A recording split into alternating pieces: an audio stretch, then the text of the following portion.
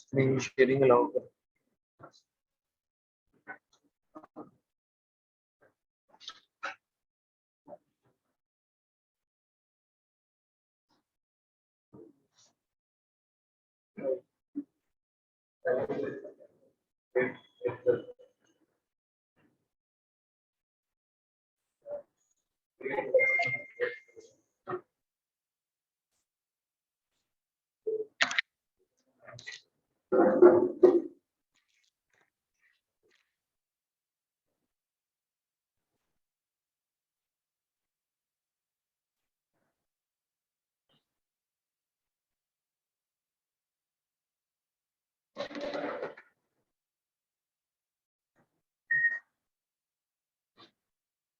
चले जी, आज की क्लास हम स्टार्ट करते हैं।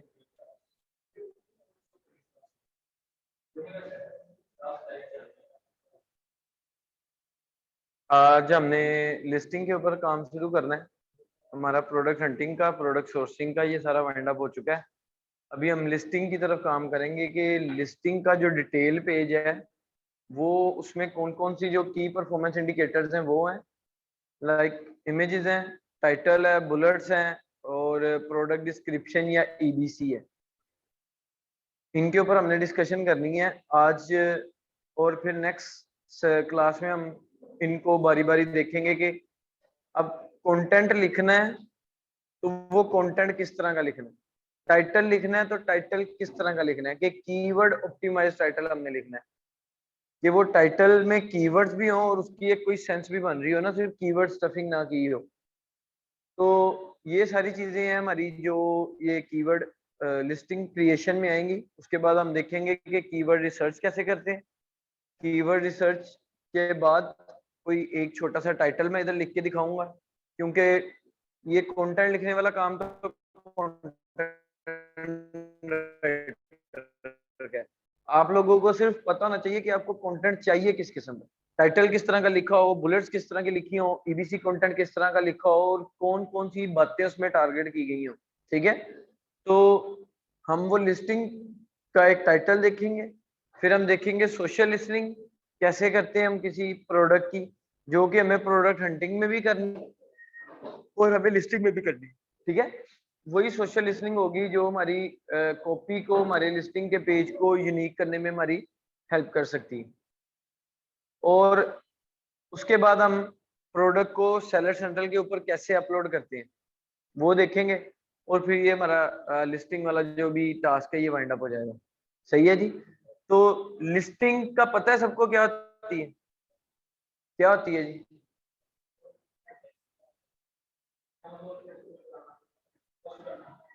नहीं, जो प्रोडक्ट का डिटेल पेज होता है ना, जब आपको एक प्रोडक्ट बाइट नजर आ रही होती है, आप उसको क्लिक करते हो तो आप उसके डिटेल पेज पे जाते हो, उस डिटेल पेज को लिस्टिंग कहते हैं।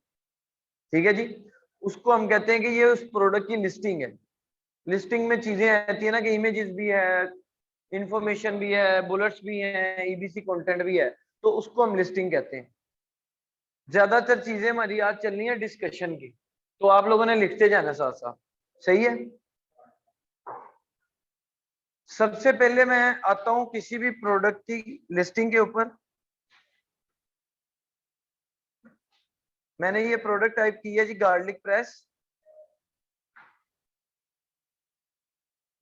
अब ये चीजें, ये हमारे सामने क्या आया है उस प्रोडक्ट का, मुझे कोई बता सकता है उस प्रोडक्ट का क्या क्या है? हाँ जी, नहीं सर, ये सामने क्या है?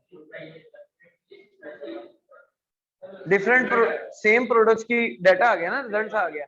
अब लिस्टिंग पेज में से क्या क्या चीज है जो इधर बाहर शो हो रही है?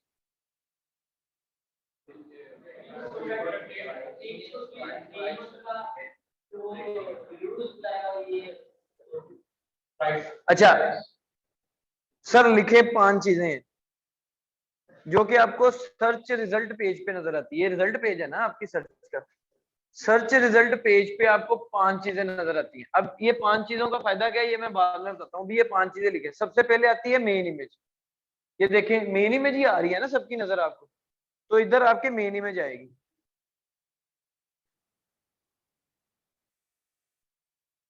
मेन इमेज के बाद क्या चीज लिस्टिंग से उठ के बाहर आ रही है रिजल्ट पेज पे, वो है टाइटल प्रोडक्ट का। टाइटल के बाद तीसरे नंबर पे प्राइस। सर ये घूम जाना है, ये घूम जाना है। हाँ जी, तो सर मेन इमेज बताया तो है, मेन इमेज। हाँ जी, main image, title, price, reviews और पांचवें नंबर पे रेटिंग।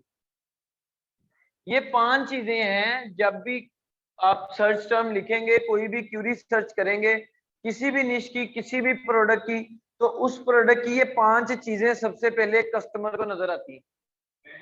ये सुनने में बड़ी रेटिंग, ये सुनने में बड़ी सिंपल है बात कि ये 5 चीजें नजर आ रही, लेकिन ये 5 चीजों का इम्पैक्ट क्या है इसके ऊपर हम बाद में बात करते हैं।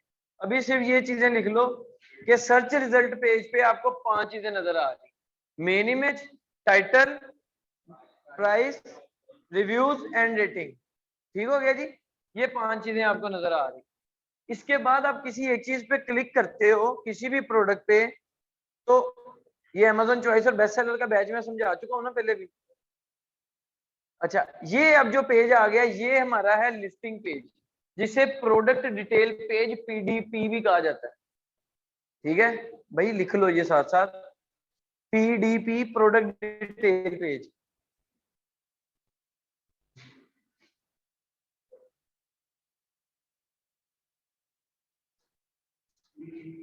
पीडीपी, पीडीपी का मतलब है प्रोडक्ट, डी से डिटेल, पी से फिर page, product detail page. Sometime आप अमेजोन के साथ बात कर रहे होते हैं ना, तो वो कहता है कि आपकी पीडीपी का एसएन दे दो। आप सोच में ना पड़ जाना पीडीपी क्या है, उसका मतलब है लिस्टिंग का या डिटेल प्रोडक्ट डिटेल पेज का एसएन दे दो। ठीक है। अच्छा, अब जैसे ही कस्टमर या कोई भी बंदा जो है इस डिटेल पेज पे लैंड करता है, उसके पास सबसे पहले चीजें क्या आई हैं जी? इमेजेस देखेगा वो आते ही, क्योंकि जो चीज आप इंसान एक विजुअली अंडरस्टैंड कर सकता है वो रिटर्न थ्योरी पढ़ के नहीं कर सकता। हम ग्राफ्स क्यों बनाते हैं? कि हम डाटा को अच्छे तरीके से एनालाइज कर सके। ठीक है ना, तो क्योंकि वो विजुअलाइज कर देता है हमें। सबसे पहले अब हम बात करने जा रहे हैं इमेजेस की।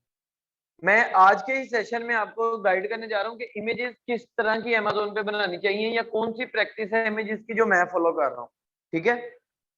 उसके बाद काम तो ग्राफिक डिजाइनर का है, इमेजेस डिजाइन करना। आप लोगों ने सिर्फ उसको बताना कि मुझे किस तरह की इमेजेस चाहिए, उस इमेज को क्रिएटिव करना, उसको अट्रैक्टिव बनाना, वो किसका काम है जी? वो ग्राफिक डिजाइनर का काम। अच्छा जी, सबसे पहले तो अमेजोन कहता है कि आपकी जो मेन इमेज है वो व्हाइट बैकग्राउंड पे होनी चाहिए। ठीक है जी, ये अमेजोन की पॉलिसी है। मेन इमेज आपकी व्हाइट बैकग्राउंड पे होनी चाहिए, और मेन इमेज में सिर्फ वही चीज शो होनी चाहिए जो कस्टमर के घर तक पहुंचेगी। कोई इधर उधर की बातें ना हो, कोई इधर उधर की चीज एक्स्ट्रा ना हो। ठीक है जी। मसलन ये गार्लिक प्रेस दे रहा है, तो इसने मेन इमेज में सिर्फ गार्लिक प्रेस दिखाया है। अगर ये गार्लिक प्रेस के साथ लेट्स सपोज प्रेस करने के लिए भी डिफरेंट वो शेप्स मिलती है ना, कोई वो आलू वगैरह क्रश करें तो कोई मोटा काट देता है, कोई ब्रीक काट देता है, वो डिफरेंट ब्लेड्स होते हैं। ठीक है। अगर लेट्स सपोज ये गार्लिक प्रेस के लिए भी, गार्लिक को भी क्रश करने के लिए डिफरेंट ब्लेड साथ दे रहा है, तो फिर उसके लिए जरूरी है कि वो ब्लेड्स भी मेन इमेज में साथ शो करवाए। मेन आइडिया क्या है कि मेन इमेज आपकी ऐसी होनी चाहिए कि कस्टमर को जो नजर आ रहा है उसको समझ लग जाए कि मुझे यही मिलना है। क्योंकि अगर आपने कुछ एक्स्ट्रा दिखाया हुआ और वो कस्टमर को नहीं मिलता, तो सर वो आके आपको रिव्यू देगा नेगेटिव। ठीक है, वो फिर आपकी आने वाली सेल्स के ऊपर असरअंदाज होगा। समझ आई जी?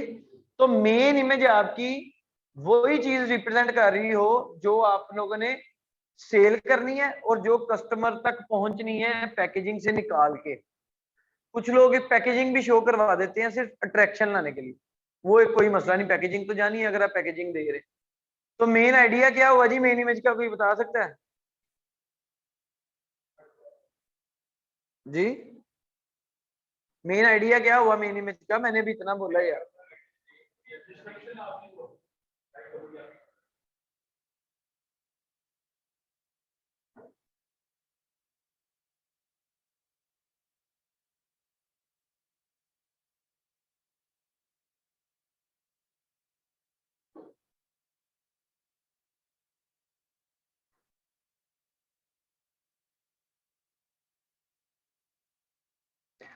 अच्छा जी, अब ये तो बात होगी कि मेन इमेज में शो क्या करवाना है। अब मेन इमेज आपकी, मेन इमेज के अलावा बाकी सारी थी जो मैं अब बात आप करने जा रहा हूँ, हाई क्वालिटी, हाई रेजोल्यूशन और हाई डायमेंशन के ऊपर होनी चाहिए, ठीक है ना। मेन इमेज आपकी high quality, high resolution, high dimension, या कुछ भी कह लें कि उसकी क्वालिटी ऐसी होनी चाहिए कि उसका जरा जरा भी क्लियरली नजर आ रहा हो कस्टमर। अब ये इमेज आपके सामने कहीं से ब्लरी लग रही है, यानी कि क्या है, पिक्सल नहीं फटे होने चाहिए ना प्रोडक्ट के। आप लोग अक्सर इमेजेस अपनी शेयर करते हो व्हाट्सएप पे, उसकी क्वालिटी डाउन हो जाती है, व्हाट्सएप पे इमेज शेयर करने से क्वालिटी खत्म हो जाती है, पिक्सल फट जाते हैं, इमेज ब्लरी हो जाती है, इमेज का वो रिजल्ट नहीं रहता। अमेजोन पे ये काम नहीं करना, जितनी आपकी क्लियर इमेज होगी वो उतना ज्यादा अट्रैक्ट करेगी, ठीक है ना। तो ये आपने सब इमेजेस पे जो है ना फॉलो करना है कि ये काम सब इमेजेस पे हो कि उनकी क्वालिटी हाई होनी चाहिए और सारी की सारी इमेजेस अट्रैक्टिव हो कि कस्टमर अगर, अब लेट्स सपोज बाहर कौन कौन सी चीजें नजर आ रही हैं कस्टमर को बाहर, इससे पहले मेन इमेज नजर आ रही है, टाइटल नजर आ रहा है, नहीं अभी हम मेन इमेजेस की बात करें, इमेजेस में से मेन इमेज नजर आ रही है, तो आपकी मेन इमेज इस कदर अट्रैक्टिव होनी चाहिए कि कस्टमर स्क्रॉल करता करता नीचे जा रहा है, अचानक उसके आगे से गुजरे तो वो वापस जाए कि यार ये क्या था। शॉप पे लाना ना, ये क्यों आजकल शॉप्स वाले क्वालिटी पे इतना नहीं उनका फोकस होता जितना लाइटिंग पे होता है, डिस्प्ले पे ज्यादा होता है, ठीक है ना। तो यही चीज हमने ऑनलाइन काम करनी, ऑनलाइन पे हमें कौन सी चीजें अट्रैक्टिव बनानी है, image, title, price, reviews and rating, ये वो 5 चीजें हैं जो किसी कस्टमर ने देख के आपकी दुकान के अंदर आना है। आप समझ आई वो 5 चीजें मैंने क्यों लिखवाई थी, कि वो 5 चीजें वो हैं जो आपकी शॉप को रिप्रेजेंट कर रही हैं, लेकिन कस्टमर को अट्रैक्ट करने के लिए उन पांचों का अट्रैक्टिव होना बहुत जरूरी है। अब उन पांचों में से रिव्यूज और रेटिंग हमारे हाथ में नहीं है, वो कस्टमर के हाथ में, लेकिन प्राइस, इमेजेस और टाइटल, ये 3 चीजों का अट्रैक्टिव होना हमारे हाथ में है कि नहीं।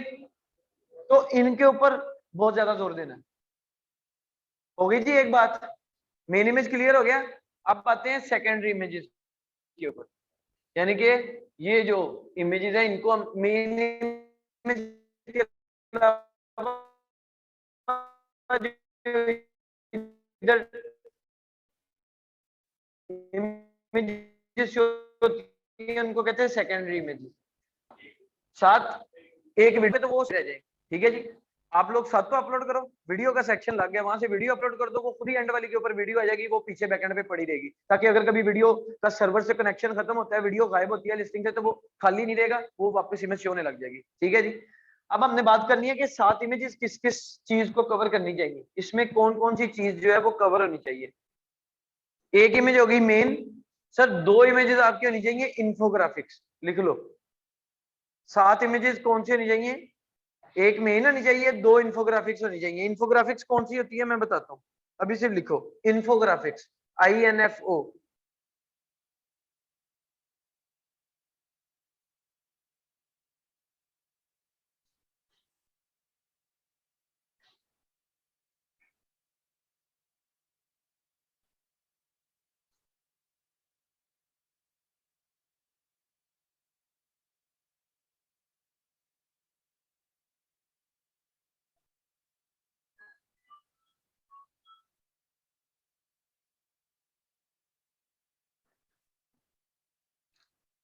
हाँ जी, इन्फोग्राफिक्स लिख लिया जी। अब इन्फोग्राफिक्स क्या होता है, ऐसे ग्राफिक्स जिसमें आप, इन्फोग्राफिक्स नाम बता रहा है उसका, क्या आप इंफॉर्मेशन दे रहे, प्रोडक्ट की इंफॉर्मेशन, मजीद के साथ साथ क्रूशियल इंफॉर्मेशन होनी चाहिए, इंपॉर्टेंट इंफॉर्मेशन, जो आपको लगता है कि हाँ भाई ये वो इंफॉर्मेशन है जो मेरा कस्टमर ढूंढ रहा है, ये वो मालूमात है जो कस्टमर को चाहिए प्रोडक्ट के लिए डिसाइड करने के लिए कि उसने खरीदनी है कि नहीं खरीदनी, उसे इन बातों का इल्म होना चाहिए। वो बातें आपने तो टारगेट कर इन्फोग्राफिक्स, लेकिन प्रोडक्ट के साथ, समझ रहे, प्रोडक्ट के साथ। अब वो प्रोडक्ट के साथ कैसे है वो मैं इधर आपको एग्जांपल ओपन करके दिखाऊंगा, तब मैं आपको ज्यादा एक्सप्लेन करूंगा कि ये प्रोडक्ट के साथ कैसे होगा, ठीक है। 2 हो गई इन्फोग्राफिक्स। अब अच्छा, अब इंफॉर्मेशन कैसी होनी चाहिए, लाइक मैं कह दूं कि आप लोग मोबाइल ले रहे हैं ऑनलाइन, तो उसकी कौन सी ऐसी इंफॉर्मेशन है जो आपको पता होनी चाहिए ताकि आप डिसीजन ले सकें कि मैंने ये बाय करना है कि नहीं करना। स्पेक्स हो गई ना, वो स्पेक्स में कवर हो गया कि उसकी स्पेसिफिकेशन क्या है, कितनी रैम है, कितनी हार्ड है, क्या कैमरे का मेगापिक्सल है, क्या नहीं, एक इमेज बन गई वो। अब सर इसको रिप्रेजेंट करने का तरीका क्या होना चाहिए? सिर्फ टेक्स्ट ही लिखना है? तो वो तो इमेज ही नहीं रही। सर बेहतर तरीका क्या होगा, आप मोबाइल साथ रखें इमेज के, उस मोबाइल की एक एक चीज को पॉइंट आउट करें और आगे जाके उसका टेक्स्ट लिखें, ताकि कस्टमर को मसला कैमरे को हाईलाइट किया और कैमरे के आगे लिखा हाईलाइट करके इतने मेगापिक्सल कैमरा है। बाकी ये क्रिएटिविटी मजीद ग्राफिक डिजाइनर आपको दे सकता है, ये तो मेरी एक आइडिया है ना, ग्राफिक डिजाइनर ज्यादा बेहतर आपको बता सकता है कि इसको मैं मजीद क्रिएटिव, खूबसूरत, अट्रैक्टिव किस तरह बना सकता हूँ। ठीक है जी। अब दूसरी इंफॉर्मेशन क्या चाहिए आपको मोबाइल लेने के लिए? प्राइस तो सर लिस्टिंग पे पता चल जाएगी ना, वो तो इमेजेस में काम ही कोई नहीं प्राइस का। आपने तो देखो इमेजेस में वो कंटेंट टारगेट करना है जो कंटेंट आपका बुलेट्स में कवर नहीं हो सका, क्योंकि हमने बुलेट भी तो बहुत लंबे नहीं ना करने, तो वो, हाँ ये भाई बोले, अभी कौन बोला जी? साइज, साइज सर, कलर तो उसको फोटो में भी नजर आएगा। अब ये नहीं, मैंने अभी क्या बताया, मेन इमेज में वो होना चाहिए जो कस्टमर तक जाएगा, तो कलर उसमें ऐड हो गया। अगर आपकी प्रोडक्ट पिंक कलर की है तो आप मेन इमेज में पिंक ही दिखाओगे, येलो है तो येलो दिखाओगे, ये नहीं है कि आप येलो बेच के रेड दिखा रहे हो, वो खराब हो जाएगा, क्योंकि लोग कलर भी पसंद करते हैं ना। साइज सर, फिजिकली हम देख सकते हैं कि इसकी डायमेंशंस क्या है, ऑनलाइन कोई भी डायमेंशन नहीं देख सकता, तो हमें वो डायमेंशन लाजमी बतानी है। समझ आई बात? समझ लगी जी? तो एक होगी मेन इमेज, दो हो गई, आपको समझ लग रही, दो होगी जी इंफोग्राफिक्स इमेजेस, तीन होगी टोटल, पीछे कितनी रह गई? चार, सात है ना, चार रह गई। अगली दो आपकी जो इमेजेस हैं वो होनी चाहिए लाइफस्टाइल इमेजेस, लिख लो लाइफस्टाइल, लाइफस्टाइल।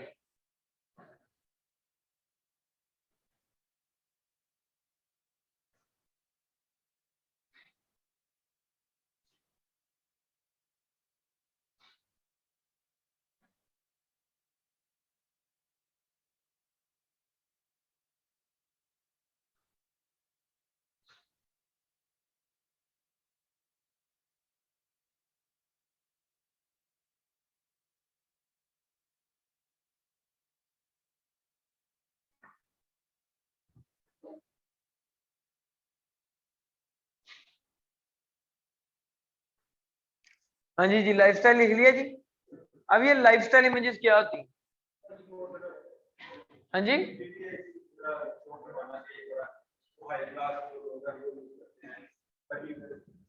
यूज शो करवाना है, लेकिन ये नहीं दिखाना हाई क्लास करते हैं कोई भी।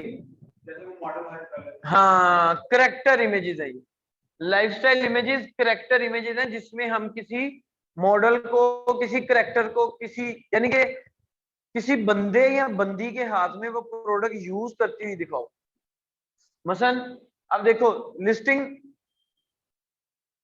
आती है ना कोई आपके पास कि इसको ऑप्टिमाइज करो, कोई बंदा आता है वो कहता है मेरी लिस्टिंग है, उसकी इमेजेस परफॉर्म नहीं कर रही है, अच्छा मुझे रिजल्ट नहीं मिल रहा है, इसको ऑप्टिमाइज करो।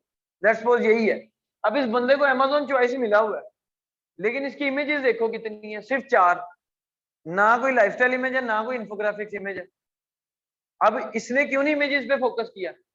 इसकी दो रीजन हो सकती है, यहाँ तो ये एक बड़ा ब्रांड है जिसको इन चीजों पे काम करने की जरूरत नहीं। मसलन एडिडास है ना, हम एडिडास का नाम सुन के बस ठीक है बाय कर लो, हम तो उसकी इमेजेस नहीं देखेंगे। तो छोटे ब्रांड्स को इन चीजों पे काम करने की जरूरत पड़ती है। अब ये अगर बंदा मेरे पास आएगा तो मैं सबसे पहले इसको कहूंगा कि भाई ना आपके पास लाइफस्टाइल इमेज है, ना आपके पास इन्फोग्राफिक्स इमेज है, तो वो उनके ऊपर काम करो। अब यही अगर मैं लाइफस्टाइल इमेज की भी एग्जांपल दिखाऊंगा अभी आपको। अच्छा, चार इमेजेस होगी जी, पांच, एक मेन, दो इन्फोग्राफिक्स और दो लाइफस्टाइल। छठी इमेज होती है हमारी comparison image. Comparison image, compare करना, हम अपनी प्रोडक्ट को किसी कंपेटिटर की प्रोडक्ट के साथ कंपेयर करके इमेज में डिस्क्राइब कर देते हैं, लेकिन कभी भी किसी कंपेटिटर का नाम नहीं यूज करना, कभी भी किसी कंपेटिटर का डायरेक्ट नेम नहीं यूज करना। हम लोग क्या करते हैं, हम लिखते हैं आवर प्रोडक्ट अदर्स, कि हमारी प्रोडक्ट ये, दूसरी ये। अब दूसरों में जो जो हमें फ्लॉज मिले हैं, जो जो हमने सोशल लिसनिंग करनी है, सोशल लिसनिंग से जो जो नेगेटिव पॉइंट्स मिले हैं दूसरों में, हमने अपने में वो खत्म करवाने मैन्युफैक्चरर से। फिर हमने वो एक इमेज तैयार करनी है कि ये देखो जी, दूसरों में ये खामी थी, हमारी वाली प्रोडक्ट में ये खामी नहीं है और इस वजह से नहीं। ठीक है जी, 6 हो गई। 7वीं इमेज है डिफरेंशिएट, डिफरेंशिएशन वाली इमेज, जो कि आपको डिफरेंशिएट कर रही हो, दूसरों से यूनिक बना रही हो। वो जो आपकी यूएसपी होगी, आपने उसको टारगेट करना है। एक्चुअली में ये कंपैरिजन और डिफरेंशिएट वाली इमेजेस ऑलमोस्ट करीब करीब ही है।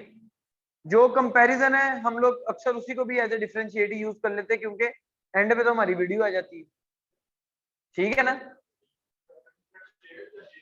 डिफरेंशिएट। हाँ जी, यहां तक क्लियर हो गया जी सबको? जी बॉस, क्लियर हो गया। अब ये हमारी इमेजेस होती हैं जो हम अपने ग्राफिक डिजाइनर से डिजाइन करवाते हैं। ठीक है, इन्फोग्राफिक्स, वो आपको पता है कि आपने कौन कौन सी इंफॉर्मेशन अपनी इस प्रोडक्ट से रिलेटेड एड करनी, जो कि क्रूशियल है, जो कि कस्टमर के लिए जानना बहुत जरूरी है। ठीक है, उसके बाद लाइफस्टाइल इमेज। लाइफस्टाइल इमेज में कुछ भी नहीं, आपने कैरेक्टर यूज करता हुआ उस प्रोडक्ट को वो इमेज बना के हाई क्वालिटी में वो लगा देनी है। और फिर डिफरेंशिएट इमेजेस है और एक कंपैरिजन इमेज है। ये हमारी इमेजेस का सेशन था। क्लियर हो गया जी? हाँ जी, क्लियर हो गया जी। अच्छा, अब हम आ जाते हैं अपने टाइटल के ऊपर। आज हमारी डिस्कशन ही चलनी है और यही आपने, ठीक है। अब टाइटल आपके सामने ये लिखा हुआ है, हम टाइटल को ऑप्टिमाइज्ड वे में राइट करते हैं। ऑप्टिमाइज वे में कीवर्ड यूज करते हुए टाइटल को लिखना है आप लोगों ने। अब ऑप्टिमाइज वे में कीवर्ड यूज करने का क्या मतलब है? देखें, कीवर्ड क्या होता है? सही टर्म है ना, जो कस्टमर ने सर्च किया। मसलन मैंने अभी इस प्रोडक्ट के लिए क्या सर्च किया था, गार्लिक प्रेस, तो वो एक कीवर्ड है। अब आपको टाइटल में गार्लिक प्रेस नजर आ रहा है, क्योंकि उस टाइटल में वो कीवर्ड शामिल था जो मैंने सर्च किया। जब एल्गोरिदम ने मेरा सर्च टर्म उठाया और अपने डेटाबेस से ये वाले 2 वर्ड्स ढूंढने लग गया, जिस जिस लिस्टिंग में उसे ये 2 वर्ड निकले, उसने वो लिस्टिंग ला के आपके सामने रखी। ये सर्च एल्गोरिदम ऐसे काम करता है। हमने उसको एक क्लू दिया, लेट्स सपोज कि ये कीवर्ड है जो मैं ढूंढना चाह रहा हूँ। उसने वो कीवर्ड देखे किस किस लिस्टिंग में है।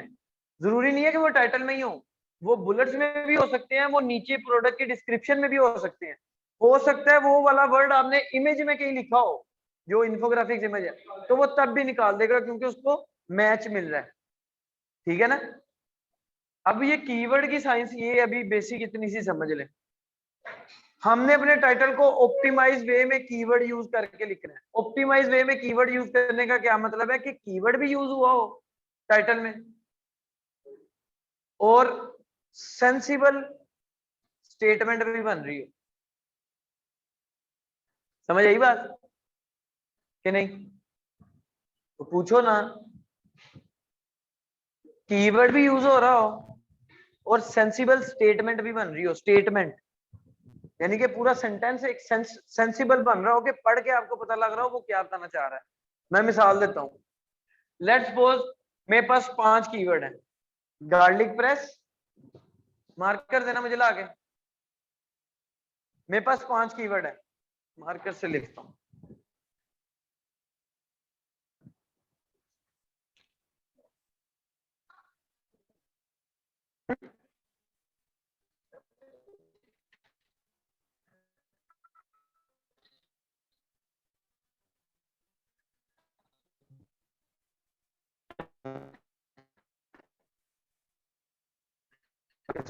फैसल,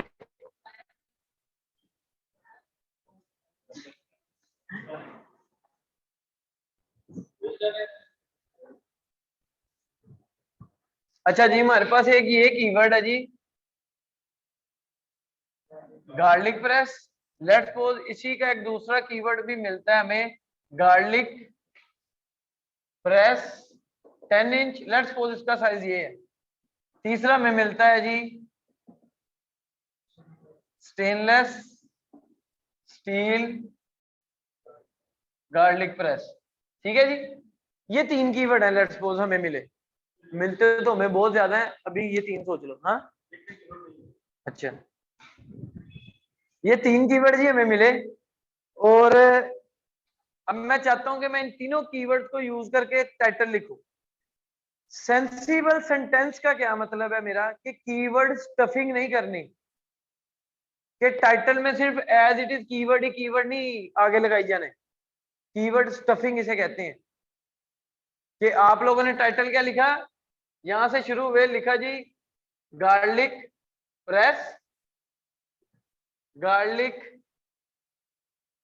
प्रेस 10 इंच, और उसके आगे लिख दिया जी गार्लिक प्रेस स्टेनलेस स्टील। ठीक है ना, यानी कि 2 कीवर्ड आपको मिले थे, आपने वही एक एक लाइन में ठोकने शुरू कर दिए। इसको कहते हैं कीवर्ड स्टफिंग होगी। एल्गोरिदम इस तरह की लिस्टिंग्स को रैंक नहीं करता। हमें एक सेंसिबल स्टेटमेंट बनानी है, जैसे उसने बनाई है classic garlic press 7.68 inch cobalt blue. तो समझ लग रही है, वो बता रहा है जी कि मेरा क्लासिक टाइप का गार्लिक प्रेस है जो कि 7.68 इंचेस है और कोबाल्ट ब्लू कलर का है। ठीक है ना, हमने एक सेंसिबल सेंटेंस लिखना है,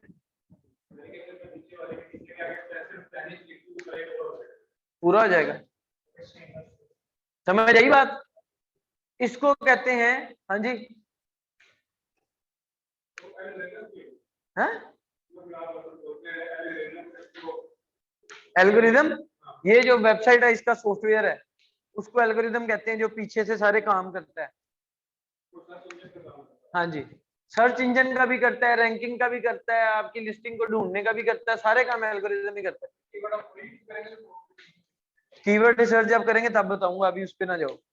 हाँ जी, यहाँ तक क्लियर है जी बात। अच्छा, अब दूसरा एक मेरी, एक जो मैं बार बार कह रहा हूँ कि कीवर्ड को ऑप्टिमाइज वे में यूज करना है, उसका मतलब क्या है कि सर एक कीवर्ड ऐसा यूज करो जिसमें आपके मैक्सिमम कीवर्ड टारगेट हो रहे हो, यानी कि एक तीर से 5-6 शिकार कर लो। अब वो कीवर्ड क्या हो सकता है, क्योंकि वो उधर क्या लिखा हुआ है, गार्लिक प्रेस एक दफा लिखा हुआ है, 7.68 इंच एक दफा लिखा हुआ है, और कोबाल्ट ब्लू एक दफा लिखा हुआ है।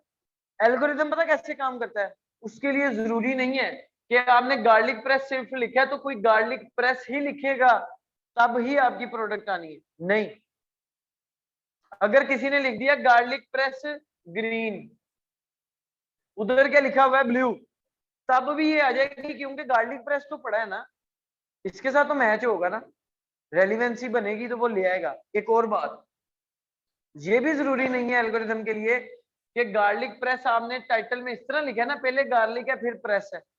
अगर कोई सर्च टर्म में, यानी कि अमेज़न की सर्च बार में कोई बंदा आके इधर लिख देता है गार्लिक ग्रीन प्रेस, तो इन दोनों के दरमियान एक वर्ड आ गया, तब भी ये नहीं सोचना कि हमारी लिस्टिंग शो नहीं होनी, तब भी शो हो जाएगी, क्योंकि उसने तो सिंगल बाय सिंगल वर्ड को देखना है।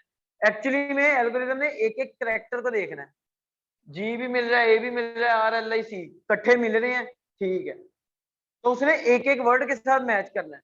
गार्लिक ग्रीन प्रेस अगर कोई सही टर्म लिखता है, आपने गार्लिक प्रेस लिखा हुआ है, तब भी उसको ये मिल जाएगी लिस्टिंग में, तब भी वो आपके शो करवा देगा, क्योंकि उसको गार्लिक भी मिल रहा है, उसको प्रेस भी मिल रहा है। मतलब क्या है मेरा कहने का, कि गार्लिक प्रेस जिस सीक्वेंस में आ रहा है ना, जरूरी नहीं है कि सर्च टर्म में भी कस्टमर ने उसी सीक्वेंस में लिखा होगा तो आपने आना है। आपने जिस मर्जी सीक्वेंस में लिखा हो गार्लिक प्रेस अपने टाइटल में, नहीं सर। मसलन आप लिख देते हो KitchenAid classic garlic 7.6 inch cobalt blue press, यानी कि प्रेस का वर्ड इस टाइटल से उठा के एंड पे लगा दो, तब भी अगर कोई गार्लिक प्रेस लिखेगा तब भी आ जाएगा, क्योंकि आपके टाइटल में गार्लिक भी पड़ा और प्रेस भी पड़ा। समझ रहे हैं, ये सर्च एल्गोरिथम इस तरह काम करता है। हाँ, वो मोर रेलिवेंट भी, और जो कीवर्ड कस्टमर ने सर्च किया उस कीवर्ड के ऊपर आपकी रैंकिंग क्या है। जब हम ये रैंकिंग के फेज में जाएंगे तब आपको रैंकिंग का समझाऊंगा सारा कि हम रैंकिंग कैसे करते हैं। रैंकिंग आपकी कीवर्ड के ऊपर होती है। अगर आपने 100 कीवर्ड यूज किया है तो उन 100 कीवर्ड में से जिन कीवर्ड के ऊपर आप अच्छा परफॉर्म कर रहे हो वो बेशक 2 है 100 में से, तो आप सिर्फ उन 2 पे रैंक करोगे। ठीक है ना? अच्छा जी, टाइटल की समझ आ गई जी? समझ आ गई कि ऑप्टिमाइज वे में टाइटल यूज करना क्या है जी? इसके 2 मतलब है। एक तो मतलब ये है कि कीवर्ड स्टफिंग ना हो और सेंसिबल, समझ आ रही है बॉस? कीवर्ड स्टफिंग ना हो और सेंसिबल वे में सेंटेंस लिखा हो, स्टेटमेंट लिखी हो। दूसरी बात क्या है कि एक कीवर्ड से 3 कीवर्ड टारगेट करने। समझ आई? वो कैसे हो सकता है? आप लोग लिख दो garlic press 7.68 inches stainless steel. ये पूरा आप लोगों ने लिख दिया अपने टाइटल में। ये तो एक ही लिखा आपने। मतलब क्या है कि ना आपने गार्लिक प्रेस को स्टेनलेस स्टील के साथ दोबारा लिखा, रिपीट नहीं हुआ। क्योंकि रिपीट हमने क्यों करना? जब हमें इस चीज की समझ आ गई है कि जो वर्ड आपने एक दफा लिख दिया वो जहां पे मर्जी दोबारा उसके साथ वाला मिलता जुलता सर्च टर्म में आ जाए, वो दोनों को मैच करके आपकी लिस्टिंग को सामने ले आएगा, तो हमने रिपीट क्यों करना? वही हम कोई अपना नया कीवर्ड टारगेट कर सकते हैं, जो कीवर्ड हमने नहीं टारगेट किया हुआ, जिस कीवर्ड को हमने नहीं यूज किया हुआ। अब देखो इसमें क्या है, अगर कोई बंदा आके सिंपल गार्लिक प्रेस लिखेगा वो भी टारगेट हो जाएगा। अगर कोई बंदा गार्लिक प्रेस 7.68 लिखेगा वो भी पड़ा है। कोई 7.68 इंचेस लिखेगा वो भी पड़ा है। कोई एज इट इज सारे का सारा लिखेगा वो भी पड़ा है। अगर कोई लिखेगा गार्लिक प्रेस स्टेनलेस स्टील तो वो भी पड़ा है। कलर भी हो सकता है, लेकिन ये आप लोगों ने खुद से नहीं बनाना सर। ये जो मैं बता रहा हूँ ना, ये आप लोगों ने खुद से नहीं बनाना। ये तो मैंने भी आपको खुद से बना के समझाने के लिए बताया। जब हम कीवर्ड रिसर्च करेंगे, उस कीवर्ड रिसर्च में हमने देखना कि हमारे पास कौन सा ज्यादा लेंथी कीवर्ड आ रहा है और उसमें कितने कितने शॉर्ट कीवर्ड टारगेट हो रहे हैं, उस कीवर्ड को एज इट इज यूज करना। ये तो मैंने अभी खुद से ज्यूम करके बना दिया ना। जब हम ये कीवर्ड रिसर्च करेंगे तो हो सकता है हमारे पास एक कीवर्ड ऐसा है जिसमें 4 छोटे छोटे कीवर्ड टारगेट हो रहे हो, तो हम उन चारों को अलग अलग टारगेट करने के बजाय उस एक को ही लिख लेंगे, एक में ही 4 टारगेट हो जाएंगे। समझ आई? दूसरा मेरा मतलब कीवर्ड को ऑप्टिमाइज वे में यूज करने का ये था। यहां तक क्लियर होगी जी बात? बिल्कुल। चलो अच्छा जी, ये होगी टाइटल की बात। अब हम नीचे आ जाते हैं बुलेट्स के ऊपर। अच्छा, टाइटल की एक और बात सुन सर, अक्सर लोग आते हैं लिस्टिंग का ऑडिट करवाने। ऑडिट करते हैं ना हम भी, कंपनीज को आता है, फैक्ट्रीज को आता है। लोग आपके पास आते हैं, यार मेरी लिस्टिंग का ऑडिट कर दो। ठीक है, ऑडिट में अब आपने उसकी लिस्टिंग में फ्लॉज ढूंढने होते हैं। ऑडिट का मतलब तो ये है ना कि उसको खामियां बताओ क्या है। इमेजेस में तो आप खामियां ढूंढ लोगे, अगर आपको वो बातें समझ आ गई जो इमेजेस की मैंने की। टाइटल में 2 चीजें ढूंढ ली, कीवर्ड अच्छे यूज हुए, सेंसिबल सेंटेंस बन रहा है, इंपॉर्टेंट इन्फॉर्मेशन है। अच्छा, अब वो जो 5 चीजें हमने स्टार्ट में देखी थी, उन 5 में टाइटल शामिल था। तो इसका मतलब क्या है कि कस्टमर को दुकान के अंदर लाने के लिए टाइटल भी बड़ा जरूरी है कि नहीं? अब हमारा टाइटल भी बड़ा अच्छा होना चाहिए। हमारा टाइटल में हर क्रूशियल इंपॉर्टेंट इंफॉर्मेशन उस प्रोडक्ट से रिलेटेड होनी चाहिए जो हम दे रहे हैं। जो इमेज में विजुअली है, मेन इमेज में कि हम क्या बेच रहे हैं, वो एटलीस्ट आपके टाइटल में लाजमी पड़ा हो कि आप क्या दे रहे हो। वरना इमेज देख के पता लग गया गार्लिक प्रेस है, पर उसने फिर भी बताया है कि गार्लिक प्रेस है और इतने इंच साइज का और इस कलर का है। समझ रहे टाइटल में क्या क्या होना चाहिए? हर वो चीज जो आपकी प्रोडक्ट में कस्टमर तक पहुंचनी है, वो चीज आपने रिटर्न भी देनी। मेन इमेज में विजुअली आ गई, रिटर्न में टेक्स्ट की फॉर्म में आ गई। ताकि कुछ प्रोडक्ट ऐसी हैं आपको नहीं पता, इमेज देख के कि यार ये क्या चीज है, तो नाम पढ़ के पता लग जाता है। ठीक है जी। अब टाइटल की बात करते हैं। कौन इस चीज को एग्री करता है जी कि 90% यूजर मोबाइल यूजर है? अमेजोन का पाकिस्तान में भी देख लो, आप कितनी की वेबसाइट लैपटॉप या कंप्यूटर यूज करते हैं ऑनलाइन, ऑनलाइन बाइंग परचेजिंग के लिए। अब तो हम फेसबुक भी मोबाइल पे चलाते हैं।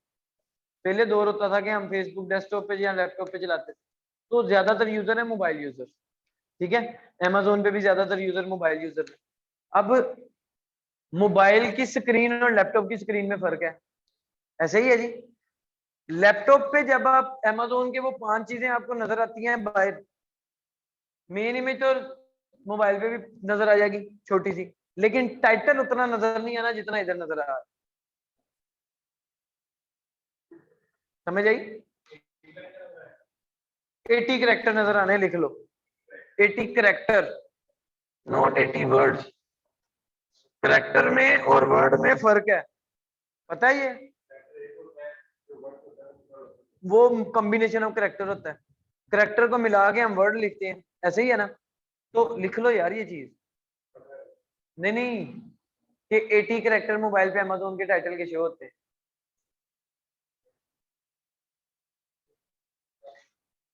80, 80। अच्छा, अब आपकी करेक्टर की लिमिट क्या है? Amazon कहता है टाइटल के लिए, टाइटल के लिए आपकी करेक्टर की लिमिट है 200। 200 करेक्टर से अगर आपकी लिस्टिंग का टाइटल एक्सीड करता है तो Amazon आपकी लिस्टिंग को सप्रेस कर देगा। 200 टोटल करेक्टर लिमिट पता क्या है टाइटल के लिए? 200। 200 से जैसे ही 201 हुआ ना आपका करेक्टर टाइटल का, टाइटल बस, टाइटल जैसे ही 200 से 201 हुआ, Amazon ने आपकी लिस्टिंग को सप्रेस कर देना। सप्रेस लिस्टिंग का वर्ड लिख लो, मुझे याद करवाना, फिर मैं इसका आपको गाइड कर दूंगा कि ये क्या क्या होती है। सप्रेस्ड,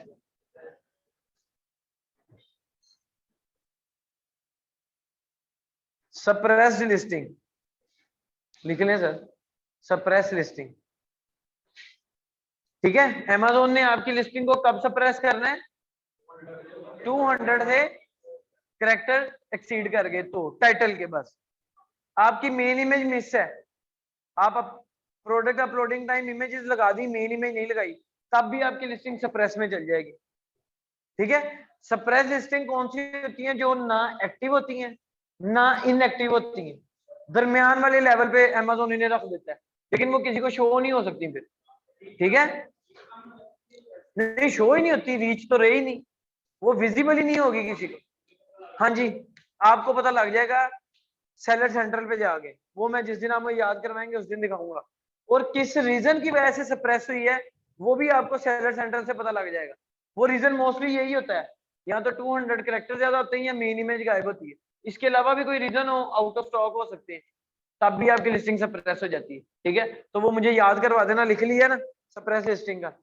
अच्छा जी, अब बात हम ये कर रहे थे,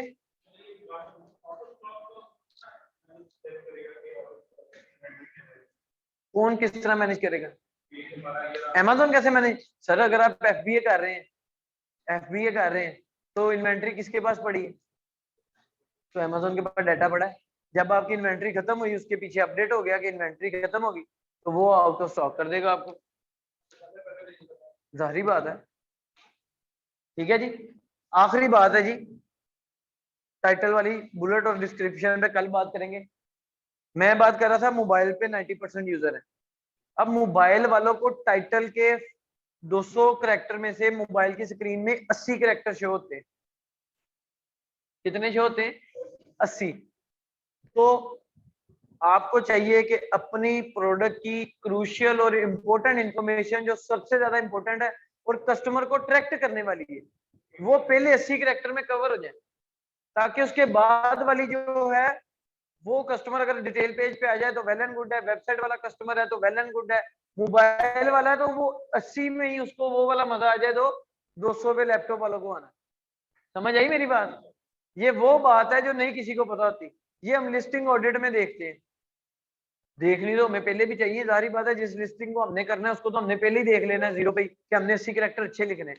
लेकिन अगर कोई नया क्लाइंट आता है और कहता है मेरी लिस्टिंग ऑडिट कर दो, तो इमेजेस हम कैसे ऑडिट करते हैं मैंने बता दिया। मैं देखूंगा मेन इमेज है, 2 लाइफस्टाइल है, इन्फोग्राफिक्स है।